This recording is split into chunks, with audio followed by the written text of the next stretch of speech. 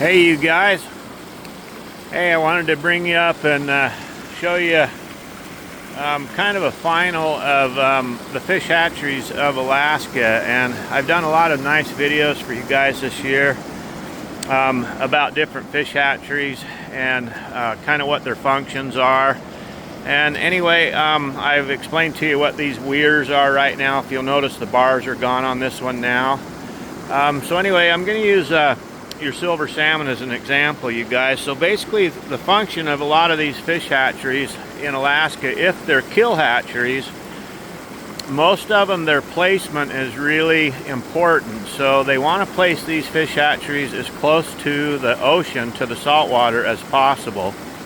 And one of the biggest reasons for that is because when these salmon come up, they want these salmon to come in, and then these weirs, which I've showed you guys, will block these fish, and then they'll send them up into these runs, and those are fish runs up in there, and these are processing facilities up in there. So what they do, what is very important for these fish hatcheries, is what's called a recovery cost. And so they want these fish to be market quality when they come up these rivers, and so they want them bright silver and black so that their flesh is pink and orange, like you see in the grocery stores, like a real orange flesh, salmon color. So what they'll do is they'll take the first runs of silverfish, because another reason is because those silverfish, they're not ready to spawn, but they don't want to let them pass these hatcheries, so they put these bars. You can see these holes in here, and when I showed you guys the other videos, these would all be bars going all the way across this entire weir, and it will stop those fish. So what they'll do is they'll take the market quality silver salmon, and then they will sell those to the market or the canneries or wherever they sell them to, and that is called a recovery cost. And that recovery cost is what enables a lot of these fish hatcheries to actually run. It will pay for their employees, for their help, for the food for the fish they're rearing, for any kind of machinery, any kind of transportation, these weirs, equipment. So anyways, after they recover their recovery costs from the salmon, then they've still got fish coming, and what determines when they're done getting their market fish is when these fish start to turn red or pink, then their flesh starts to turn white. So it becomes to where it's not really top quality market fish where you're going to sell it on the market. So then the next thing they do, check it out, you can see a few silver salmon still right here, guys. So when those fish start to go pink and red, then they're getting more ready to spawn. Their egg sacs are mature, their sperm sacs are mature. So then what they want to do is they want to let the fish come into the fish runs, and then they'll do what's called egg and sperm take. So then they'll have a certain quota of eggs. Like when I worked in Utah, we'd spawn the cutthroat trout, and our egg take was anywhere from about 200,000 to 500,000 eggs. Here in Alaska, I imagine that's pretty piddly for them. They're probably up in the millions, possibly even the tens of millions of eggs. Your average salmon, guys, has about 3,000 to 5,000 eggs per fish. So you can imagine if they take, say, 5 million eggs, how many salmon they're going to have to spawn. So anyway, what they'll do, guys, is once these salmon are red and they're viable and they're ready to lay their sperm and eggs, then the hatchery will actually take them and they will harvest the fish. Then they will take the eggs and sperm. Typically what they do, what we did, was we would take 5 females and then only 1 male to sperm 5 females. I'm not sure how many they do in Alaska. It could be 1-on-1 or 2-on-2, I'm not sure. But then they'll take their egg quota.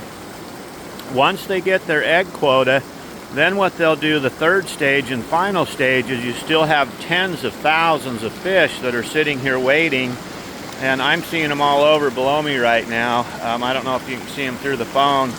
But then what they'll do, guys, the final stage is they'll take the bars out of this weir right here. And when those bars were in there, the fish couldn't pass through, but now you've noticed the bars are all gone. So now whatever remaining salmon are left in this river, are going to go naturally upriver, and they're going to naturally spawn in a wild environment. The wild environment is wonderful, and there is decent reproduction, but your fish hatcheries in a wild production stage, guys, you're going to have about maybe 10 to 15% of your eggs are actually going to hatch out of, say, 5,000 eggs.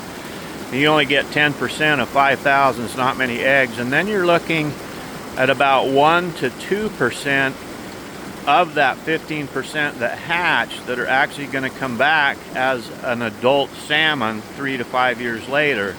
So it's a numbers game, you guys. You need zillions and zillions of eggs to get a strong wild run of fish, where your fish hatcheries are going to have a higher production, a higher hatch rate. The only bad thing with the fish hatcheries is these fish are hand fed from the time they're born till the time they're released as about 3 to 5 inch fish when they put them back in this river. So when they release them, the fish are pretty stupid. They don't know how to avoid predators. They don't know what to eat. So there is some downfall to raising them in a hatchery, but it's natural instinct for these salmon to start feeding on pretty much anything that moves, from aquatics to crustaceans to other small fish to anything they can get their mouths on. And they're pretty quick to learn about the big fish that are chasing them.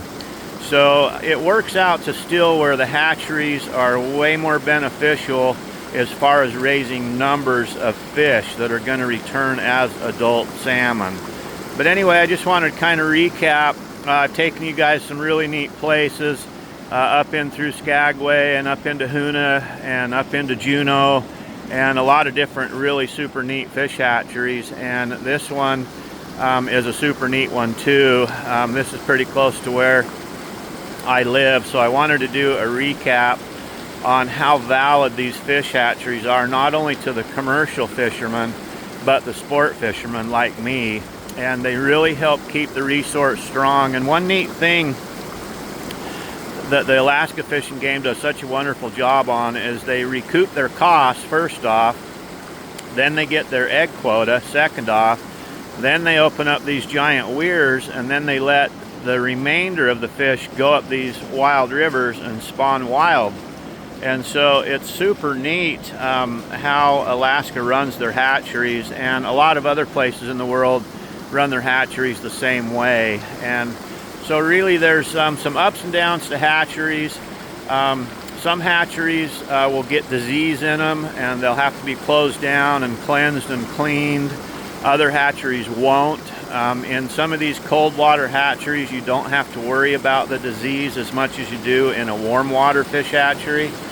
So there's a lot to these hatcheries, guys, and it's very beneficial to not only the biologists and the fisheries, but it's just beneficial to the whole ocean, to the whole ecosystem, to the birds, to the plants, to trees, to other animals, to other fish.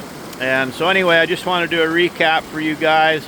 And there's still a few silver salmon right here. I don't know if you guys can see those. See how there's a bright red one? See how he's going rotten?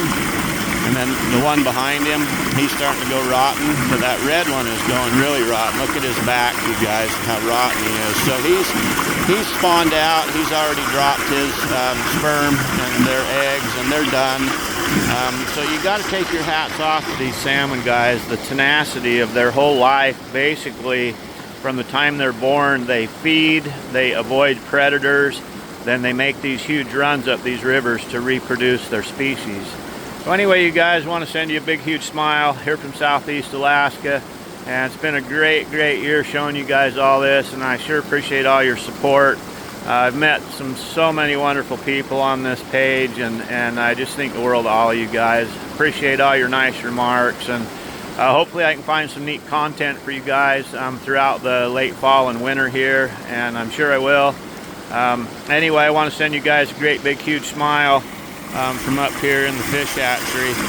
And there was one great big silver salmon up right there. You can barely see him, but right there he is, guys. Anyway, sending you a second big smile. I could talk to you guys all day. I really enjoy talking to you and answering your remarks. And I apologize, guys. Sometimes it takes me a day or two to get to your remarks, because after I post this video where I'm actually camping and living in the truck right now, I don't get any phone reception. And there's a great big one right there too. Anyway, you guys have a super nice day, and stay safe, and God bless you all, and we'll see you guys. Okay, bye-bye.